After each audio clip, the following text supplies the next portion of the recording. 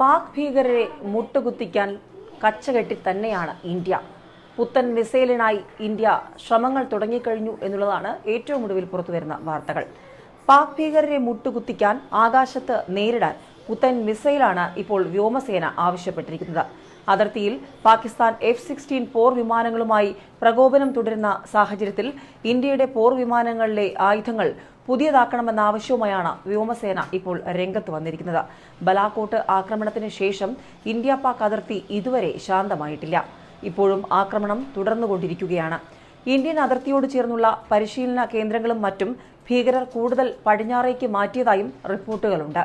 ഇവിടങ്ങളിലെ കൃത്യമായ ലക്ഷ്യങ്ങളിൽ കടന്നാക്രമിക്കാൻ ശേഷിയുള്ള പുതിയ മിസൈലുകൾ വേണ്ടതുണ്ടെന്നാണ് വ്യോമസേന ഇപ്പോൾ ആവശ്യപ്പെട്ടിരിക്കുന്നത്.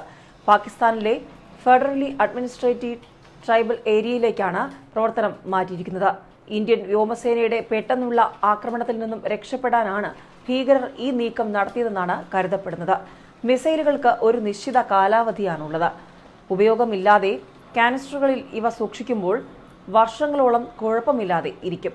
എന്നാൽ പോർ വിമാനത്തിൽ പിടിപ്പിച്ച് പറക്കുമ്പോൾ കുറച്ചു കഴിയുമ്പോൾ ഇവയുടെ ഗുണം ഇല്ലാതാകും. ഇതിനാൽ പുതിയവ വേണമെന്നാണ് ഇപ്പോൾ ഇന്ത്യൻ വ്യോമസേന ആവശ്യപ്പെട്ടിരിക്കുന്നത്.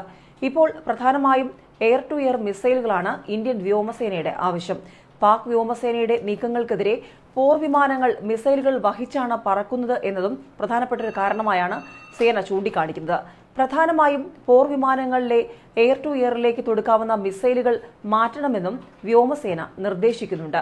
പാകിസ്ഥാൻ ഇന്ത്യക്കെതിരെ F-16 പോർ വിമാനങ്ങൾ ഉപയോഗിക്കുന്നതിനെതിരെ നേരത്തെ തന്നെ അമേരിക്കയിൽ സമ്മർദ്ദം ചെലുത്തിയിരുന്നു.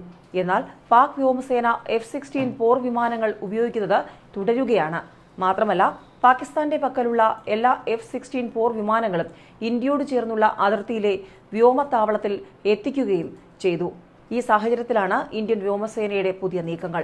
ഇന്ത്യൻ ഭാഗത്ത് സുഖോയ് 30 MK മിറാഷ് 2000S പോർ വിമാനങ്ങൾ സർവ്വസജ്ജമായിരിക്കുകയാണ്. പ്രത്യേക സാഹചര്യം കണക്കിലെടുത്ത് ജമ്മു കശ്മീരിലെ വ്യോമത്താവളങ്ങളിലെ പോർ വിമാനങ്ങളുടെ എണ്ണം ഇന്ത്യയും വർദ്ധിപ്പിച്ചിരുന്നു. 2016 സർജിക്കൽ ആക്രമണത്തിന് പിന്നാലെയും ഇന്ത്യൻ സൈന്യം ആയുധങ്ങൾ മാറ്റണമെന്നും ആയുധങ്ങളിൽ ആധുനികവൽക്കരണം വേണമെന്നും നിരന്തരം ആവശ്യപ്പെട്ടിരുന്നു.